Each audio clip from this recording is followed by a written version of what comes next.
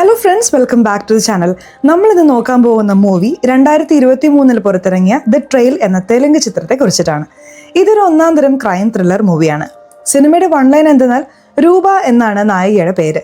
അവരൊരു പോലീസ് ഓഫീസറാണ്. Ajay എന്നൊരാളെ arranged marriage ചെയ്യുന്നു. അവരുടെ ദാമ്പത്യ ജീവിതം വളരെ മോശമായിരുന്നു. കാരണം ഒരു ഭ്രാന്തനെയാണ് അവർക്ക് കല്യാണം കഴിച്ചു കൊടുത്തത്. അയാൾ പകലൊരു രീതിയിലും രാത്രി മറ്റൊരു രീതിയിലുമാണ് പെരുമാറുന്നത്. ഇഷ്ടമുള്ളപ്പോൾ ദേഷ്യപ്പെടും, ഇഷ്ടമുള്ളപ്പോൾ സ്നേഹത്തോടെ സംസാരിക്കും. അയാളോടൊപ്പം ജീവിക്കുന്നത് ഓരോ ദിവസവും ദുസ്സഹമായിരുന്നു. പെട്ടെന്നൊരു ദിവസം അയാൾ ആത്മഹത്യ ചെയ്യുന്നു. മരിക്കുന്നതിന് മുൻപ് തന്റെ മരണത്തിന് കാരണം എന്റെ ഭാര്യയാണെന്ന് ഒരു ആത്മഹത്യാക്കുറിപ്പും എഴുതി വെച്ചിരുന്നു. നായികയാണ് കൊലപാതകി എന്ന് പറഞ്ഞ് പോലീസ് അറസ്റ്റ് ചെയ്യുകയും ചോദ്യം ചെയ്യാൻ തുടങ്ങുകയും ചെയ്യുന്നു. അതിലൂടെ പല സത്യങ്ങളും പുറത്തു വരുന്നു. പിന്നീട് അങ്ങോട്ട് ഞെട്ടിക്കുന്ന സംഭവങ്ങളായിരുന്നു സിനിമ മുഴുവൻ. ഒരുപാട് ട്വിസ്റ്റുകളുണ്ട്. ഈ വീഡിയോ സ്കിപ്പ് ചെയ്യാതെ കാണുക. സിനിമയുടെ വിശദീകരണത്തിലേക്ക് കടക്കുന്നതിന് മുമ്പ് ചാനൽ ഇതുവരെ സബ്സ്ക്രൈബ് ചെയ്യാതെയാണ് നിങ്ങൾ വീഡിയോ കാണുന്നതെങ്കിൽ ചാനൽ ഒന്ന് സബ്സ്ക്രൈബ് ചെയ്ത് തൊട്ടടുത്തുള്ള ബെല്ലൈക്കൺ ഒന്ന് അമർത്തിയാൽ ഞങ്ങൾ അപ്ലോഡ് ചെയ്യുന്ന പുതിയ വീഡിയോസ് നിങ്ങൾക്കരികിലേക്ക് ഉടൻ തന്നെ എത്തുന്നതായിരിക്കും. സോ നമുക്ക് അധികം വൈകാതെ തന്നെ സിനിമയിലേക്ക് കടക്കാം. സിനിമയുടെ തുടക്കത്തിൽ നായികയാണ് കാണിക്കുന്നത്. പേര് രൂപ. അവരൊരു പോലീസ് ഓഫീസറാണ്. നായികയുടെ ഭർത്താവ് മറ്റൊരു അപ്പാർട്ട്മെന്റിന്റെ ടെറസിലേക്ക് ഫോൺ വിളിച്ചു വരാൻ പറഞ്ഞിരുന്നു. നായിക തയ്യാറായി അവിടേക്ക് പോകുന്നു. അവിടെ എത്തി നോക്കുമ്പോൾ ഭർത്താവ് അജയ് ആ സ്ഥലം മുഴുവൻ മനോഹരമായി അലങ്കരിച്ചിരിക്കുന്നു. കാരണം അന്ന് അവരുടെ 1ാം വിവാഹ വാർഷികമായിരുന്നു. കണ്ണടച്ചു തുറക്കുന്നതിന് മുമ്പ് 1 വർഷം പോയി. ഇതേപോലെ എല്ലാ വാർഷികവും നമ്മൾക്ക് സന്തോഷമായി ആഘോഷിക്കണം, ഇതാണ് എൻ്റെ ആഗ്രഹം എന്ന് ഭർത്താവ് സംസാരിക്കുകയും രണ്ടുപേരും വൈൻ കുടിക്കാൻ തുടങ്ങുകയും ചെയ്യുന്നു. അതിനുശേഷം ഭർത്താവ്, നിനക്കൊരു സർപ്രൈസ് ഉണ്ടെന്ന് പറഞ്ഞില്ലേ, അതറിയണ്ടേ, ഇങ്ങോട്ടേക്ക് വാ എന്ന് പറഞ്ഞ് ഒരിടത്ത് കൊണ്ടുപോയി നിർത്തുന്നു. കണ്ണടയ്ക്കൂ എന്ന് പറയുമ്പോൾ എന്തിനാ അജയ് എന്ന് ചോദിക്കുന്നു. കണ്ണടച്ചാലേ ഞാൻ സർപ്രൈസ് വെളിപ്പെടുത്തുള്ളൂ എന്ന് പറഞ്ഞപ്പോൾ നായിക കണ്ണടയ്ക്കുന്നു. പിന്നീട് കണ്ണു തുറന്നു നോക്കുമ്പോൾ അജയെ കാണാനില്ല. അജയ് ഇവിടെ പോയി, സർപ്രൈസ് എന്ന് പറഞ്ഞിട്ട് എവിടെ പോയി എന്ന് ചോദിച്ച് നായിക തിരയാണ്. അപ്പോൾ താഴെ ആളുകൾ കൂടി നിന്ന് സംസാരിക്കുന്ന ശബ്ദം കേൾക്കുന്നു. എന്താണെന്ന് മുകളിൽ നിന്ന് നോക്കിയപ്പോൾ ഭർത്താവ് താഴെ വീണ് മരിച്ചു കിടക്കുകയാണ്. അത് കണ്ട് നായിക ആകെ ഞെട്ടിപ്പോകുന്നുണ്ട്. പോലീസ് കേസ് രജിസ്റ്റർ ചെയ്ത് അന്വേഷണം നടത്തുന്നു. ആ അന്വേഷണത്തിൽ നമ്മൾ ആദ്യം മുതൽ കണ്ട കാര്യങ്ങൾ നായിക മൊഴിയായി നൽകുന്നു. പോലീസ് ഓഫീസർ അത് കുറിച്ചെടുക്കുന്നുണ്ട്. അതായത് ഭർത്താവ് നായികയ്ക്ക് സർപ്രൈസ് തരാൻ ശ്രമിക്കുന്നതിനിടയിൽ പൈപ്പിൽ തട്ടി അബദ്ധത്തിൽ താഴെ വീണ് മരിച്ചു എന്ന് പറഞ്ഞ് കേസ് ക്ലോസ് ചെയ്യുന്നു. സീൻ കട്ട് ചെയ്യുമ്പോൾ രാജീവ് എന്ന ഇൻസ്പെക്ടറെ കാണിക്കുന്നു. അദ്ദേഹം അവധി കഴിഞ്ഞ് ജോലിക്ക് കയറിയതേ ഉള്ളൂ. പെൻഡിങ് വർക്ക് എന്തെങ്കിലും ഉണ്ടോ എന്ന് ചോദിച്ചപ്പോൾ ഒരു കേസ് ക്ലോസ് ചെയ്യാനുണ്ട് സാർ, ഒപ്പിട്ടാൽ മതി എന്ന് മറുപടി കിട്ടുന്നു. ശരി, ഫയൽ കൊണ്ടുവരൂ എന്ന് പറഞ്ഞ് ടേബിളിലേക്ക് പോകുമ്പോൾ അവിടെ ഒരു കവർ ഇരിക്കുന്നു. അത് പൊട്ടിച്ചിട്ടില്ല. ഉടനെ ഫോൺ ചെയ്ത് ഇതെന്താ കവർ, എന്തിനാണ് എന്റെ ടേബിളിൽ എന്ന് ചോദിക്കുന്നു. അത് കോടതിയിൽ നിന്ന് നേരിട്ട് സാറിന് തരാൻ പറഞ്ഞ കവറാണ്, അതുകൊണ്ടാണ് ഞങ്ങൾ തുറക്കാത്തത് എന്ന് മറുപടി നൽകുന്നു. ശരി, ഞാൻ നോക്കിക്കോളാം എന്ന് പറഞ്ഞ് രാജീവ് ആ കവർ തുറന്നു നോക്കുന്നു. അതിനുള്ളിൽ ഒരു ഫോട്ടോയും കത്തും ഉണ്ടായിരുന്നു. അത് കണ്ട് രാജീവ് ഞെട്ടിപ്പോകുന്നു. അടുത്തിടെ നായികയുടെ ഭർത്താവ് മുകളിൽ നിന്ന് വീണ് മരിച്ച സംഭവം അപകടമല്ല, കൊലപാതകമാണെന്ന് സംശയമുണ്ടെന്നും അതിനാൽ പുനരന്വേഷണം നടത്തണമെന്നും ഒരു പരാതി വന്നിരിക്കുന്നു. ആരാണ് പരാതി നൽകിയതെന്ന് വ്യക്തമല്ല. നായികയുടെ വീട്ടിലെ കതകിൽ കുറെ നേരം മുട്ടിയിട്ടും ആരും പ്രതികരിക്കുന്നില്ല. വാതിൽ തുറന്നു നോക്കിയപ്പോൾ അത് തുറന്നു കിടക്കുകയായിരുന്നു. അകത്ത് കയറി നോക്കിയപ്പോൾ ഒരുപാട് ഫോട്ടോ ഫ്രെയിമുകൾ. അതിലൊരു ഫോട്ടോയിൽ നായിക പോലീസ് യൂണിഫോമിലാണ്. അപ്പോഴാണ് രാജീവിന് മനസ്സിലാവുന്നത് മരിച്ചയാളുടെ ഭാര്യ ഒരു പോലീസ് ഓഫീസർ ആണെന്ന്. വീട് ചുറ്റി കാണുന്നതിനിടയിൽ നായിക കയ്യിൽ വൈനുമായി ഡാൻസ് ചെയ്തുകൊണ്ട് മുകളിൽ നിന്ന് ഇറങ്ങി വരുന്നു. രാജീവിനെ കണ്ടതും അവർ ഞെട്ടുന്നു. രാജീവ് ചോദിക്കുന്നുണ്ട്, ഭർത്താവ് മരിച്ചിട്ട് 2 ആഴ്ച പോലും ആയില്ല, പക്ഷെ നിങ്ങൾ വളരെ സന്തോഷത്തിലാണെന്ന് തോന്നുന്നല്ലോ. അപ്പോൾ അവർ, ഹലോ മിസ്റ്റർ, അത് നിങ്ങൾ അറിയേണ്ട കാര്യമില്ല. നിങ്ങൾ എങ്ങനെ എന്റെ വീടിനകത്ത് കയറി എന്ന് ചോദിക്കുന്നു. നിങ്ങളുടെ ഭർത്താവിന്റെ കൊലപാതക കേസ് അന്വേഷിക്കാൻ വന്നതാണ് എന്ന് രാജീവ് മറുപടി നൽകുന്നു. എന്റെ ഭർത്താവ് ടെറസിൽ നിന്ന് വീണാണ് മരിച്ചത്. അതൊരു അപകടമായിരുന്നു. കേസ് ക്ലോസ് ചെയ്തതാണ്. പിന്നെ നിങ്ങൾക്ക് എന്താ എന്ന് ചോദിക്കുമ്പോൾ കോടതിയിൽ നിന്ന് പുനരന്വേഷണത്തിന് ഉത്തരവുണ്ട് എന്ന് പറഞ്ഞ് രാജീവ് ഒരു ഫോട്ടോ കാണിക്കുന്നു. ആ ഫോട്ടോയിൽ നായിക ഒരു പയ്യനെ പബ്ബിൽ വെച്ച് കെട്ടിപ്പിടിച്ച് നിൽക്കുകയാണ്. ഈ ഫോട്ടോ കണ്ട ആരോ ആണ് കോടതി വഴി കേസ് വീണ്ടും തുറപ്പിച്ചത്. ഇപ്പോൾ നായികയെ ചോദ്യം ചെയ്യുന്ന മുറിയിലിരുത്തി എന്തിനാണ് നിങ്ങളുടെ ഭർത്താവിനെ കൊന്നത് എന്ന് ചോദിക്കുന്നു.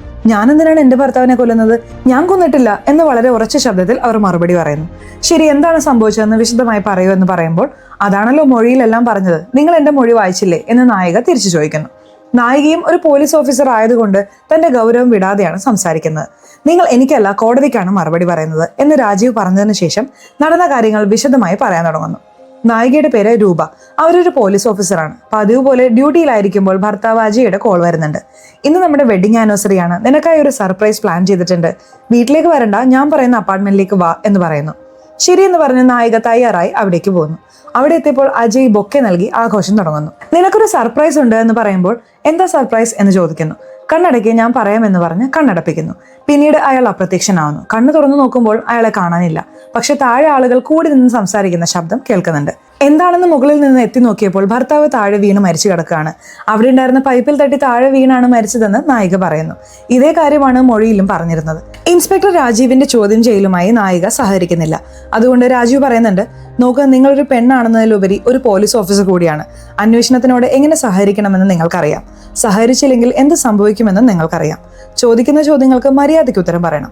രാജീവ് ശക്തമായി പറഞ്ഞപ്പോൾ നായിക ഉത്തരം പറയാൻ തുടങ്ങുന്നു.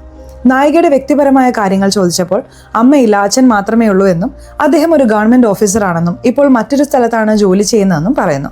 ഭർത്താവ് മരിച്ച ശേഷം അച്ഛൻ കൂടെ വന്ന് താമസിക്കാമെന്ന് പറഞ്ഞെങ്കിലും തനിക്ക് തനിച്ച് താമസിക്കാനാണ് ഇഷ്ടമെന്ന് പറഞ്ഞ് നായിക അവിടെ തന്നെ നിൽക്കുന്നു. അജയുടെ കുടുംബത്തിൽ അച്ഛനും അമ്മയും കസിൻസും ഒക്കെ ഉണ്ട്. ഭർത്താവ് മരിച്ചതോടെ അവരുമായും ബന്ധമില്ലാതായെന്ന് നായിക പറയുന്നു. ഈ കേസ് ആരാണ് വീണ്ടും തുറപ്പിച്ചത്, ആരാണ് പരാതി നൽകിയത് എന്ന് നായിക ചോദിക്കുമ്പോൾ ഒരു ഫ്ലാഷ് ബാക്ക് കാണിക്കുന്നു. അജയ് മരിച്ചതിന് ശേഷം ബന്ധുക്കളെല്ലാം വന്ന് ആശ്വസിപ്പിച്ച് പോകുന്നുണ്ട്. അജയുടെ കസിൻ, നമുക്ക് അവളെ അബി എന്ന് വിളിക്കാം, അവളും നായികയ്ക്ക് താങ്ങായി ഒപ്പം ഉണ്ടായിരുന്നു. വീട്ടിലെത്തിയ ശേഷം ലാപ്ടോപ്പിൽ ചാറ്റ് ചെയ്തുകൊണ്ടിരിക്കുമ്പോൾ കൂട്ടുകാരിയിൽ നിന്ന് ഒരു ഫോട്ടോ വരുന്നു. അത് അവൾ പബ്ബിൽ വെച്ചെടുത്ത ഫോട്ടോയായിരുന്നു.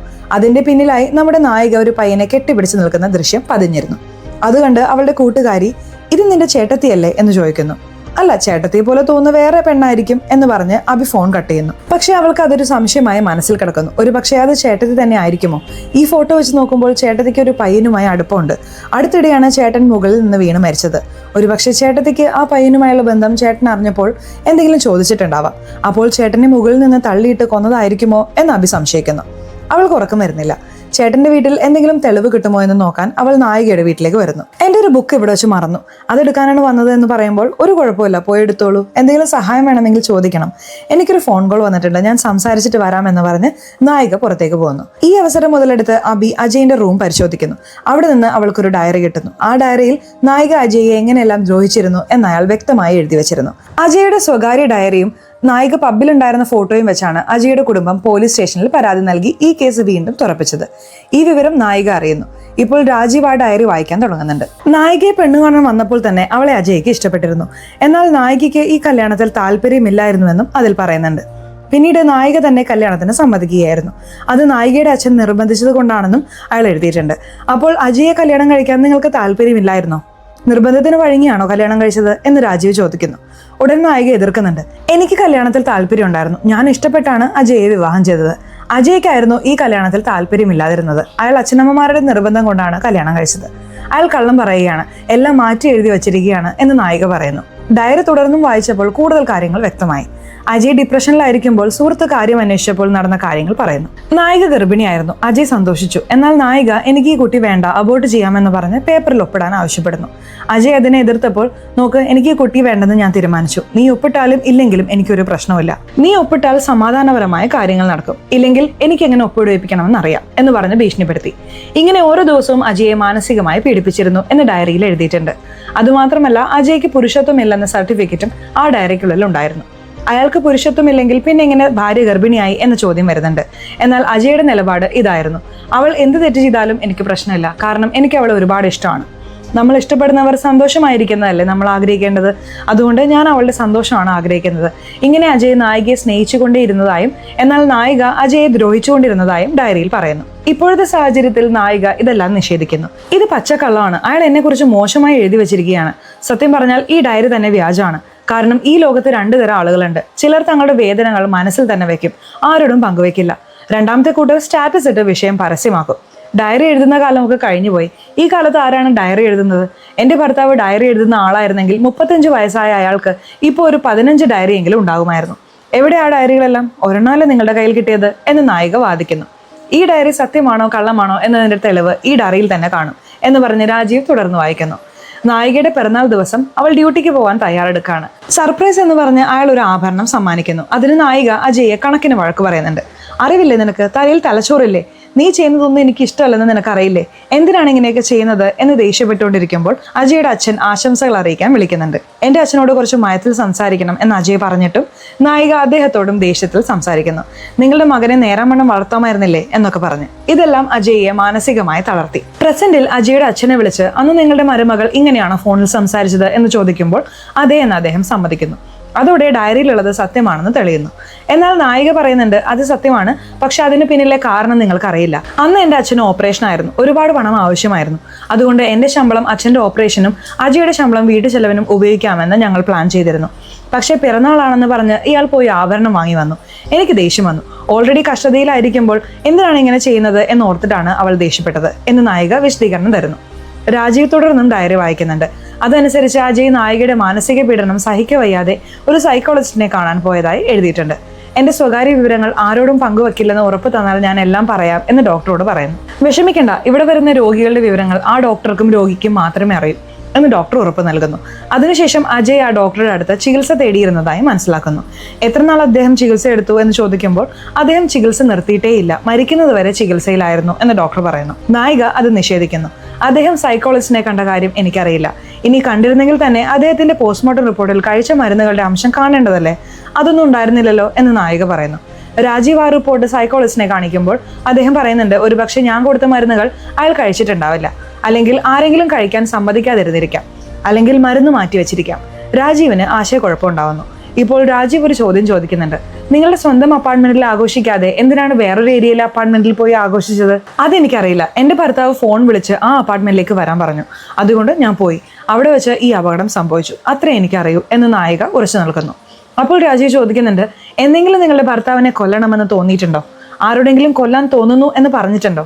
ഇല്ല, ഞാൻ അങ്ങനെ ചെയ്തിട്ടേ ഇല്ല എന്ന് നായിക പറയുന്നു. കള്ളം പറയരുത്, ഞാൻ വീണ്ടും ചോദിക്കുകയാണ് എന്ന് പറഞ്ഞപ്പോഴും ഇല്ല എന്ന് നായിക ഉറപ്പിച്ചു പറയുന്നു. എന്നാൽ നായിക അങ്ങനെ പറഞ്ഞതിനുള്ള തെളിവ് രാജീവ് മേശപ്പുറത്ത് വെക്കുന്നു. യഥാർത്ഥത്തിൽ അജയുടെ ഫോണിൽ ഒരു റെക്കോർഡിംഗ് ഉണ്ടായിരുന്നു. അതിൽ ഒരു ദിവസം നായിക തന്റെ കൂട്ടുകാരിയോട് എൻ്റെ ഭർത്താവ് എന്നെ ഒരുപാട് ദ്രോഹിക്കുന്നുണ്ട്, എനിക്ക് അവനോടൊപ്പം ജീവിക്കാൻ വയ്യ, ഒരു ദിവസം അല്ലെങ്കിൽ മറ്റൊരു ദിവസം ഞാൻ അവനെ കൊല്ലും, നോക്കിക്കോ എന്ന് പറയുന്നത് റെക്കോർഡ് ചെയ്തിരുന്നു. അജയ് ഉറങ്ങാതെ അത് ഫോണിൽ റെക്കോർഡ് ചെയ്ത് വെച്ചിരുന്നു. ആ തെളിവ് പോലീസിന് ലഭിച്ചിരുന്നു. ഇത് നായികയോട് പറഞ്ഞപ്പോൾ എൻ്റെ ഭർത്താവ് ഞാൻ സംസാരിക്കുന്നത് റെക്കോർഡ് ചെയ്തു വെച്ചെന്നോ എന്ന് പറഞ്ഞ് അവർ ഞെട്ടുന്നു. അത് കൊല്ലണമെന്ന ഉദ്ദേശത്തോടെ പറഞ്ഞതല്ല, വെറുതെ ദേഷ്യത്തിൽ പറഞ്ഞു പോയതാണ് എന്ന് നായിക പറയുന്നു. ഇപ്പോൾ രാജീവ് പറയുന്നുണ്ട്, ഇതുവരെ നമ്മൾ ഡയറിയിലുള്ള അജയുടെ ഭാഗം മാത്രമാണ് കണ്ടത്, നിങ്ങൾക്ക് നിങ്ങളുടേതായ ഭാഗമുണ്ടെന്ന് പറയുന്നുണ്ടല്ലോ, അതനുസരിച്ച് എന്താണ് നടന്നതെന്ന് പറയൂ എന്ന് ചോദിക്കുമ്പോൾ നായിക കഥ പറയാൻ തുടങ്ങുന്നു. യഥാർത്ഥത്തിൽ അജയ് നായികയെ പെണ്ണു കാണാൻ വന്നപ്പോൾ തന്നെ പ്രശ്നം തുടങ്ങിയിരുന്നു. അജയ്ക്ക് ഈ കല്യാണത്തിൽ താല്പര്യമില്ലായിരുന്നു. എന്നാൽ ഡയറിയിൽ നായികയ്ക്കാണ് താല്പര്യമില്ലാതിരുന്നത് എന്ന് എഴുതി വെച്ചു. നായിക ഒരു പോലീസ് ഓഫീസറാണ്. അജയ് ആഗ്രഹിച്ചിരുന്നത് കല്യാണം കഴിഞ്ഞ് വീട്ടിലിരിക്കുന്ന ഒരു പെണ്ണിനെയായിരുന്നു. നായിക ഒരു സ്വതന്ത്ര സ്ത്രീ ആയത് അജയ്ക്ക് ഇഷ്ടപ്പെട്ടില്ല. അതുകൊണ്ട് എനിക്ക് ഈ കല്യാണത്തിൽ താല്പര്യമില്ല, അച്ഛനും അമ്മയും പറഞ്ഞതുകൊണ്ട് കാണാൻ വന്നതാണ് എന്ന് നായികയോട് പറഞ്ഞ് അയാൾ പോകുന്നു. നായികയും പതിവ് പോലെ ജോലിക്ക് പോകുന്നുണ്ട്. രാത്രി വീട്ടിലെത്തി അച്ഛനെ സമാധാനിപ്പിക്കുന്നു. വിട് അച്ഛാ, ഒരു ബന്ധമല്ലേ പോയത്, വേറൊന്നും നോക്കാം. അല്ല മോളെ, ചെക്കൻ്റെ വീട്ടുകാർക്ക് നിന്നെ ഒരുപാട് ഇഷ്ടമായെന്ന് പറഞ്ഞു എന്ന് അച്ഛൻ പറയുന്നു. അയാൾക്ക് ഇഷ്ടപ്പെട്ടില്ലെന്ന് പറഞ്ഞിട്ടാണല്ലോ പോയത്, നിങ്ങൾ ചെക്കനോട് ചോദിച്ചോ എന്ന് നായിക ചോദിക്കുമ്പോൾ ആ പയ്യൻ തന്നെയാ ഫോൺ ചെയ്ത് പറഞ്ഞത് എന്ന് അച്ഛൻ പറയുന്നു. ശരിയെന്ന് കരുതി നായിക കല്യാണത്തിന് സമ്മതിക്കുന്നു. ആദ്യ രാത്രിയിൽ അവർ സംസാരിക്കുന്നുണ്ട്. പെണ്ണ് കാണാൻ വന്നപ്പോൾ എന്നെ ഇഷ്ടമല്ലെന്ന് പറഞ്ഞിട്ട് പിന്നെ എന്തിനാ സമ്മതിച്ചത് എന്ന് ചോദിക്കുമ്പോൾ എനിക്ക് എൻ്റെ അച്ഛനെയും അമ്മയും ഒരുപാട് ഇഷ്ടമാണ്, അവർക്ക് നിന്നെയും ഇഷ്ടപ്പെട്ടു, അവർക്ക് വേണ്ടിയാണ് ഞാൻ കല്യാണം കഴിച്ചത് എന്ന് അയാൾ പറയുന്നു. നായികയും അച്ഛനു വേണ്ടിയാണ് കല്യാണം കഴിച്ചത്. രണ്ടുപേരും ഇഷ്ടത്തോടെയല്ല വിവാഹം കഴിച്ചത്. പിന്നീട് നായിക ആ ജീവിതവുമായി പൊരുത്തപ്പെടാൻ ശ്രമിക്കുന്നു. ഭർത്താവിനെ സന്തോഷിപ്പിക്കാൻ ഒരുപാട് ശ്രമിക്കുന്നുണ്ട്. രാത്രി ഭർത്താവ് ജോലി കഴിഞ്ഞു വരുമ്പോൾ സ്വന്തം കൈകൊണ്ട് ഭക്ഷണം ഉണ്ടാക്കി കൊടുക്കാമെന്ന് കരുതി സ്നേഹത്തോടെ പാചകം ചെയ്യുന്നു. എന്നാൽ ഭർത്താവ് വന്ന ഉടനെ എനിക്ക് നല്ല ക്ഷീണമുണ്ട്, ഞാൻ ഉറങ്ങാൻ പോകുന്നു എന്ന് പറഞ്ഞ് കിടന്നുറങ്ങുന്നു. ഒരു ഉരുള കഴിക്കൂ, നിങ്ങൾക്ക് വേണ്ടി സ്നേഹത്തോടെ ഉണ്ടാക്കിയതാണ് എന്ന് പറഞ്ഞിട്ടും വേണ്ട എന്ന് മുഖത്തടിച്ച പോലെ പറഞ്ഞ് അയാൾ പോകുന്നു. നായിക വിഷമിച്ചുറങ്ങുകയാണ്. അടുത്ത ദിവസം രാവിലെ എഴുന്നേറ്റ് നോക്കുമ്പോൾ ഭർത്താവിനെ കാണാനില്ല. പുറത്തുനിന്ന് നോക്കിയപ്പോൾ ഭർത്താവ് പറയുന്നു, രാത്രി ഞാൻ വൈകിയല്ല വന്നത്, നിനക്ക് വിഷമമായി കാണുമെന്ന് തോന്നി, അതുകൊണ്ട് രാവിലെ ഞാൻ നിനക്കായി ബ്രേക്ക്ഫാസ്റ്റ് ഉണ്ടാക്കി, പെട്ടെന്ന് പോയി കുളിച്ചിട്ട് വാ, വൈകുന്നേരം നീ തയ്യാറായിരിക്കണം, നമുക്ക് ഒരുമിച്ചൊരു ഫംഗ്ഷന് പോകാം എന്ന് പറഞ്ഞു പോകുന്നു. നായിക മണിക്കൂറുകളോളം തയ്യാറായി കാത്തിരിക്കുന്നു. പക്ഷേ ഭർത്താവ് വരുന്നില്ല. വളരെ വൈകി വീട്ടിലെത്തിയപ്പോൾ ഫംഗ്ഷന് പോകാമെന്ന് പറഞ്ഞിട്ട് എന്താ വൈകിയത് എന്ന് ചോദിക്കുന്നു. ഞാൻ ഫംഗ്ഷനിൽ നിന്നാ വരുന്നത് എന്ന് മുഖത്തടിച്ചതുപോലെ പറഞ്ഞ് അയാൾ ഉറങ്ങാൻ പോകുന്നു. പിന്നീട് നായിക ഗർഭിണിയാവുന്നു. ഈ സന്തോഷ വാർത്ത ഭർത്താവിനോട് പറയുമ്പോൾ അയാൾ ഒരുപാട് സന്തോഷിക്കുന്നു. വൈകുന്നേരം ജോലി നേരത്തെ തീർത്തു വാ, നമുക്ക് പുറത്തു പോവാം എന്ന് ഭർത്താവ് പറയുന്നു. നായിക പറഞ്ഞതുപോലെ ജോലികളെല്ലാം മാറ്റിവെച്ച് ഭർത്താവിനൊപ്പം സമയം ചെലവഴിക്കാൻ നേരത്തെ വീട്ടിലെത്തുന്നു. വന്നു നോക്കുമ്പോൾ ഭർത്താവ് ഒരു പ്രത്യേക രീതിയിലിരിക്കുന്നു. മേശപ്പുറത്തൊരു പേപ്പറുണ്ട്. എന്താണിതെന്ന് ചോദിക്കുമ്പോൾ അതൊരു അബോർഷൻ പേപ്പറായിരുന്നു. എനിക്ക് ഈ കുട്ടി വേണ്ടെന്ന് തോന്നുന്നു, അതുകൊണ്ട് അബോർട്ട് ചെയ്യാം, ഒപ്പിട്. ഞാൻ ഒപ്പിട്ടു എന്നയാൾ പറയുന്നു. കുട്ടി വേണ്ടായിരുന്നെങ്കിൽ നേരത്തെ പറയാമായിരുന്നില്ലേ, നമുക്ക് മുൻകരുതലുകൾ എടുക്കാമായിരുന്നു, ഇപ്പോഴാണ് അബോർട്ട് ചെയ്യാമെന്ന് പറയുന്നത് എന്ന് ചോദിക്കുമ്പോൾ അതൊന്നും എനിക്കറിയില്ല, എനിക്ക് കുട്ടി വേണ്ട, ഒപ്പിടുന്നെങ്കിൽ ഒപ്പിട്, അല്ലെങ്കിൽ എന്ത് ചെയ്യണമെന്ന് എനിക്കറിയാം എന്ന് പറഞ്ഞ് അയാൾ പോകുന്നു. ഇതേ കാര്യമാണ് നായികയാണ് ചെയ്തതെന്ന രീതിയിൽ അയാൾ ഡയറിയിൽ എഴുതി വെച്ചത്. 1ാം വിവാഹ വാർഷികത്തിന് ഫോൺ വിളിച്ച് ഞാൻ പറയുന്ന അപ്പാർട്ട്മെന്റിലേക്ക് വാ എന്ന് പറയുന്നു. നായിക അവിടെ എത്തുന്നുണ്ട്. അവർ ആഘോഷിക്കുന്നു. സർപ്രൈസ് എന്ന് പറഞ്ഞ് അയാൾ ടെറസിന്റെ അറ്റത്തുള്ള ഭിത്തിയിൽ കയറി നിൽക്കുന്നു. നിന്നെ കഷ്ടപ്പെടുത്താൻ വേണ്ടി ഞാൻ ആത്മഹത്യ ചെയ്യാൻ പോകുന്നു എന്ന് പറഞ്ഞ് താഴേക്ക് ചാടുന്നു. അയാൾ ആത്മഹത്യ ചെയ്തതാണെന്നതിന് തെളിവായി എന്റെ ആത്മഹത്യക്ക് കാരണം നായികയാണ് എന്ന് വീട്ടിലൊരു കത്തും എഴുതി വെച്ചിരുന്നു. എന്തിനാണ് ഇയാൾ ഈ കത്ത് ഇത്രയും നാൾ ഞങ്ങളിൽ നിന്നും മറച്ചു വെച്ചത്? നിങ്ങൾ ഇത്രയും ദ്രോഹിച്ചിട്ടും എന്തുകൊണ്ടാണ് ആരോടും പറയാതിരുന്നത് എന്ന് രാജീവ് നായികയോട് ചോദിക്കുന്നു. ഞാൻ എന്ത് ചെയ്യാനാണ്? ഞാനൊരു സാധാരണ പെണ്ണല്ല. ആയിരുന്നെങ്കിൽ ഞാൻ എല്ലാം തുറന്നു പറഞ്ഞേനെ. ഞാനൊരു പോലീസ് ഓഫീസറാണ്, ധൈര്യമുള്ളവളാണ്. എനിക്ക് ഇങ്ങനെ ഒരു അവസ്ഥ വന്നുവെന്ന് ഞാൻ പുറത്തു പറഞ്ഞാൽ മറ്റു പെൺകുട്ടികൾ എന്നെക്കുറിച്ച് എന്തു വിചാരിക്കും? ആ ആത്മഹത്യക്കുറിപ്പ് ഞാൻ അന്വേഷണ ഉദ്യോഗസ്ഥന് കൊടുത്തില്ല. കാരണം അതിൽ എല്ലാ തെറ്റും എൻ്റെ പേരിലാണ് എഴുതി വച്ചിരിക്കുന്നത്. അപ്പോൾ ഞാനാണ് പ്ലാൻ ചെയ്ത് കൊന്നതെന്ന് പോലീസ് കരുതും. അതുകൊണ്ടാണ് ഞാൻ ആ തെളിവ് മറച്ചു വെച്ചത് എന്ന് നായിക പറയുന്നു. നായിക പറയുന്നത് പോലെ ഭർത്താവിന് മാനസികമായി എന്തെങ്കിലും പ്രശ്നമുണ്ടായിരുന്നോ എന്ന് അയാളുടെ അച്ഛനോട് ചോദിക്കുമ്പോൾ അദ്ദേഹം പറയുന്നു, അതെ, ചെറുപ്പത്തിൽ അജയ്ക്ക് ഒരു അടുത്ത സുഹൃത്തുണ്ടായിരുന്നു. അവൻ പെട്ടെന്നൊരു ദിവസം ദുരൂഹ സാഹചര്യത്തിൽ മരിച്ചു. അതിനുശേഷം എൻ്റെ മകൻ മാനസികമായി തകർന്നു. ആരോടും സംസാരിക്കാതെ, കളിക്കാതെ, ആക്റ്റീവ് അല്ലാതെയായി. ഒരു ദിവസം വീട്ടിൽ TV വാങ്ങിയപ്പോൾ അതെവിടെ വെക്കണമെന്ന് ഞാനും ഭാര്യയും തർക്കിച്ചു. അപ്പോൾ വെറുതെ മകനോട് ചോദിച്ചപ്പോൾ അവൻ പെട്ടെന്ന് മറുപടി പറഞ്ഞു. അപ്പോഴാണ് ഞങ്ങൾക്ക് മനസ്സിലായത് അവൻ ആക്റ്റീവ് അല്ലെങ്കിലും അവന്റെ മനസ്സിനുള്ളിൽ തീരുമാനമെടുക്കാനുള്ള കഴിവുണ്ടെന്ന്. അതുകൊണ്ട് കുടുംബത്തിൽ എന്ത് പ്രശ്നം വന്നാലും അവനെ ഉൾപ്പെടുത്താൻ തുടങ്ങി. അവൻ തീരുമാനങ്ങൾ എടുക്കും.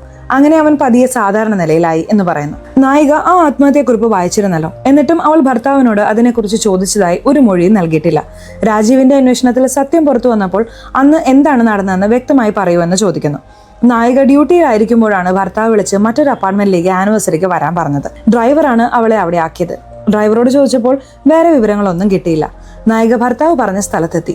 അവർ വൈൻ കുടിച്ച് ആഘോഷിച്ചു. അതിനുശേഷമാണ് നായിക ആ ആത്മഹത്യക്കുറിപ്പിനെ കുറിച്ച് ചോദിച്ചത്. അപ്പോൾ സർപ്രൈസ് എന്ന് പറഞ്ഞ അയാൾ ഭിത്തിയിൽ കയറി നിന്ന് ഭീഷണിപ്പെടുത്താൻ തുടങ്ങി. അജയുടെ ചിന്താഗതി ഇങ്ങനെയായിരുന്നു. കുടുംബത്തിൽ താനാണ് വലിയവൻ, എല്ലാ തീരുമാനങ്ങളും താൻ എടുക്കണം. നായിക ഒരു സ്വതന്ത്ര സ്ത്രീയും പോലീസ് ഓഫീസറും ആയതിനാൽ അവൾ സ്വന്തമായി തീരുമാനങ്ങൾ എടുക്കുന്നത് അജയ്ക്ക് ഇഷ്ടപ്പെട്ടില്ല. പോരാത്തതിന് അജയുടെ കൂട്ടുകാർ, നിന്റെ ഭാര്യ പോലീസല്ലേ, എന്ത് പ്രശ്നമുണ്ടെങ്കിലും അവളോട് ഉപദേശം ചോദിക്കാമല്ലോ എന്നൊക്കെ പറഞ്ഞ് കളിയാക്കിയത് അയാളെ കൂടുതൽ പ്രകോപിപ്പിച്ചു. അതുകൊണ്ട് നായികയെ ദ്രോഹിച്ച് സന്തോഷിക്കാമെന്ന് അയാൾ തീരുമാനിച്ചു. നായിക പറയുന്നുണ്ട്, നിങ്ങളുടെ കൂട്ടുകാർ ഞാനൊരു പദവിയിൽ ഇരിക്കുന്നത് കൊണ്ട് വെറുതെ പറഞ്ഞതാണ്, അതിൽ വേറെ ഉദ്ദേശമൊന്നുമില്ല, ദയവായി താഴേക്ക് ഇറങ്ങി വരൂ. അതിന് അജയ് പറയുന്നുണ്ട്, ഞാൻ വരണമെങ്കിൽ ഒറ്റ വഴിയേ ഉള്ളൂ, നീ നിന്റെ ജോലി രാജിവെച്ച് വീട്ടിലിരിക്കണം, ഇനി എല്ലാ തീരുമാനങ്ങളും ഞാൻ എടുക്കും എന്ന് പറഞ്ഞുകൊണ്ടിരിക്കുമ്പോൾ കാൽ വഴുതി താഴേക്ക് വീഴുന്നു. എന്നാൽ അയാൾ മരിച്ചില്ല. താഴെയുള്ള സ്ലാബിൽ പിടിച്ചു തൂങ്ങിക്കിടക്കുകയായിരുന്നു. അപ്പോൾ നായിക അടുത്തുണ്ടായിരുന്നു, പക്ഷെ രക്ഷിച്ചില്ല. പ്രസന്റിൽ രാജീവ് ദേഷ്യപ്പെടുന്നു. നിങ്ങളൊരു ട്രെയിൻഡ് പോലീസ് ഓഫീസറാണ്, എന്നിട്ടും എങ്ങനെ അയാളുടെ ജീവൻ രക്ഷിക്കാതിരുന്നു എന്ന് ചോദിക്കുന്നു. എന്റെ അവസ്ഥ ഒന്ന് ആലോചിച്ച് നോക്കൂ.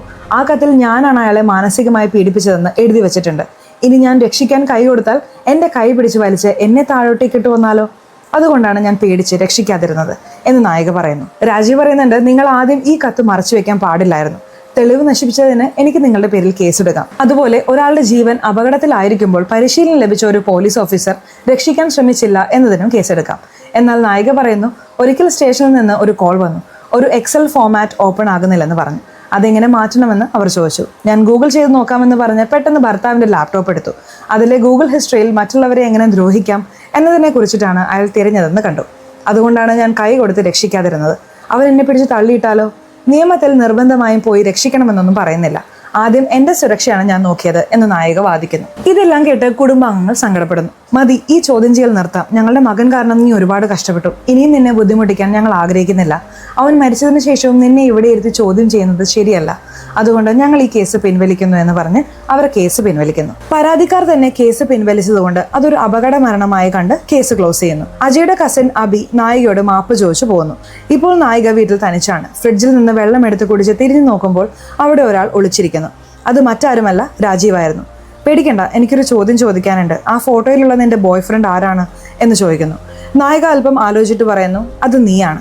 അപ്പോഴാണ് യഥാർത്ഥ കഥ വെളിവാവുന്നത്. അന്ന് രാത്രി നായികയുടെ ഭർത്താവ് മരിച്ചതിന് ശേഷം എന്തു ചെയ്യണമെന്നറിയാതെ നായിക നേരെ രാജീവിനെ കാണാൻ വരുന്നു. സഹായം ചോദിച്ചെത്തിയതാണ്. സംഭവിച്ചതൊക്കെ ശരി, പക്ഷെ എന്തിനാ എൻ്റെ അടുത്ത് സഹായം ചോദിച്ചു വന്നത് എന്ന് രാജീവ് ചോദിക്കുമ്പോൾ, എൻ്റെ ഭർത്താവ് മരിച്ചത് നിന്റെ അധികാര പരിധിയിൽ വരുന്ന സ്ഥലത്താണ് എന്ന് പറയുന്നു. അപ്പോഴാണ് മനസ്സിലാവുന്നത് അവർ സ്വന്തം വീട്ടിലായിരുന്നില്ല ആനിവേഴ്സറി ആഘോഷിച്ചത്. എന്തിനാണ് അവിടെ പോയതെന്ന് എനിക്കറിയില്ല. ഭർത്താവ് വരാൻ പറഞ്ഞുകൊണ്ട് പോയതാണ്. അവിടെ വെച്ച് അയാൾ എന്നെക്കുറിച്ച് മോശമായി എഴുതി വെച്ചിട്ടുണ്ടെന്നും അവൻ ഒരു സൈക്കോ ആണെന്ന് മനസ്സിലായി. അവൻ താഴേക്ക് ചാടി മരിച്ചു. എനിക്ക് രക്ഷിക്കാൻ തോന്നിയില്ല, പേടിയായിരുന്നു. എന്നെ ഇതിൽ നിന്ന് എങ്ങനെയെങ്കിലും രക്ഷിക്കണം എന്ന് നായിക പറയുന്നു. രാജീവ് ആലോചിച്ചിട്ട് സ്റ്റേഷനിലേക്ക് വിളിച്ച് 2 ദിവസത്തെ അവധിയെടുക്കുന്നു.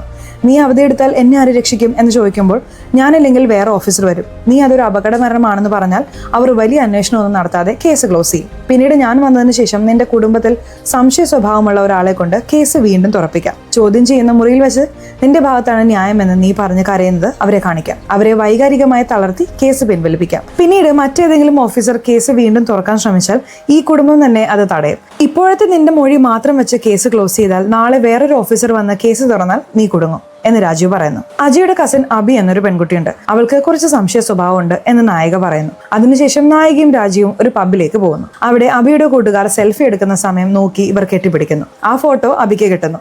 അത് വെച്ചാണ് അവർ കേസ് വീണ്ടും തുറക്കുന്നത്. എല്ലാം രാജീവും നായികയും പ്ലാൻ ചെയ്തതുപോലെ നടക്കുന്നു. ചോദ്യം ചെയ്യൽ മുറിയിൽ എങ്ങനെ പെരുമാറണമെന്ന് നായിക മുൻകൂട്ടി തയ്യാറെടുത്തിരുന്നു. അതനുസരിച്ച് പെരുമാറിയപ്പോൾ കുടുംബാംഗങ്ങൾ വികാരധീനനായി കേസ് പിൻവലിച്ചു. ഈ സഹായത്തിന് നന്ദി എന്ന് നായിക പറയുമ്പോൾ, നന്ദിയൊന്നും വേണ്ട, ഞാനൊരു കഷ്ടതയിലായിരിക്കുമ്പോൾ നീ എന്നെ സഹായിച്ചിട്ടുണ്ട്, അതിനൊരു പ്രത്യുപകാരമാണിത് എന്ന് രാജീവ് പറയുന്നു. നായിക കൊലപാതകം ചെയ്തിട്ടില്ലെന്ന് വിശ്വസിച്ചാണ് രാജീവ് സഹായിച്ചത്. നിന്റെ ഭർത്താവ് എന്തോ സർപ്രൈസ് എന്ന് പറഞ്ഞിരുന്നല്ലോ, അതെന്തായിരുന്നു എന്ന് ചോദിക്കുമ്പോൾ, എനിക്കറിയില്ല, പക്ഷെ ഞാൻ അന്വേഷിച്ചപ്പോൾ ആ അപ്പാർട്ട്മെന്റിന് അഡ്വാൻസ് കൊടുത്തതായി അറിഞ്ഞു. ഒരുപക്ഷെ ആ അപ്പാർട്ട്മെന്റ് വാങ്ങുന്ന കാര്യമായിരിക്കാം എന്ന് നായിക പറയുന്നു. ശരി, നീ സമാധാനമായിരിക്കുക എന്ന് പറഞ്ഞ് രാജീവ് പോകുന്നു. നായിക വീട്ടിൽ പോയിരുന്ന് വിശ്രമിക്കുന്നു. അവിടെയാണ് അവസാനത്തെ ട്വിസ്റ്റ്. യഥാർത്ഥത്തിൽ അജയ് ആ ഡയറിയിൽ എഴുതിയതെല്ലാം സത്യമായിരുന്നു. അജയ് സൈക്കോ ആയിരുന്നില്ല, നമ്മുടെ നായികയായിരുന്നു സൈക്കോ. അന്ന് രാത്രി നായിക ഭർത്താവിനെ ആനിവേഴ്സറി ആഘോഷിക്കാമെന്ന് പറഞ്ഞ് അങ്ങോട്ടേക്ക് വിളിച്ചു വരുത്തി. എന്നെക്കുറിച്ച് ഡയറിയിൽ എഴുതി വെച്ച് എന്നെ എല്ലാവരുടെയും മുന്നിൽ നാണം കെടുത്താൻ നോക്കുന്നോ എന്ന് ചോദിക്കുന്നു. നായികയാണ് ഇഷ്ടമില്ലാതെ കല്യാണം കഴിച്ചതും അജയെ ദ്രോഹിച്ചതും. ഡയറിയിലൂടെ തന്നെക്കുറിച്ച് എല്ലാവരും അറിയുമെന്ന് മനസ്സിലാക്കിയപ്പോൾ നിന്നെ ഞാൻ കൊല്ലുമെന്ന് പറഞ്ഞ് അവൾ അജയെ മുകളിൽ നിന്ന് തള്ളിയിട്ട് കൊല്ലുകയായിരുന്നു. ഇതെല്ലാം ചെയ്തത് നായികയായിരുന്നു. തന്നെ സഹായിച്ച സുഹൃത്തിനെയും ചുറ്റുമുള്ള എല്ലാവരെയും വഞ്ചിച്ച് തന്റെ പോലീസ് ബുദ്ധി ഉപയോഗിച്ച് അവൾ ആ കേസിൽ നിന്ന് എളുപ്പത്തിൽ രക്ഷപ്പെട്ടു. ഇതോടെ സിനിമ അവസാനിക്കുന്നു. സിനിമയെക്കുറിച്ച് നിങ്ങൾക്ക് എന്ത് തോന്നുന്നു എന്ന് കമന്റ് സെക്ഷനിൽ തീർച്ചയായിട്ടും പറയണേ. അതുപോലെ ചാനൽ സബ്സ്ക്രൈബ് ചെയ്തിട്ടില്ലെങ്കിൽ ചാനൽ ഒന്ന് സബ്സ്ക്രൈബ് ചെയ്ത് ഈ വീഡിയോ ഇഷ്ടപ്പെട്ടാൽ ഒരു ലൈക്കും കൂടി തരാൻ മറക്കരുത്. സോ ഇനി അടുത്തൊരു വീഡിയോയിൽ കാണുന്നത് വരെ ബൈ.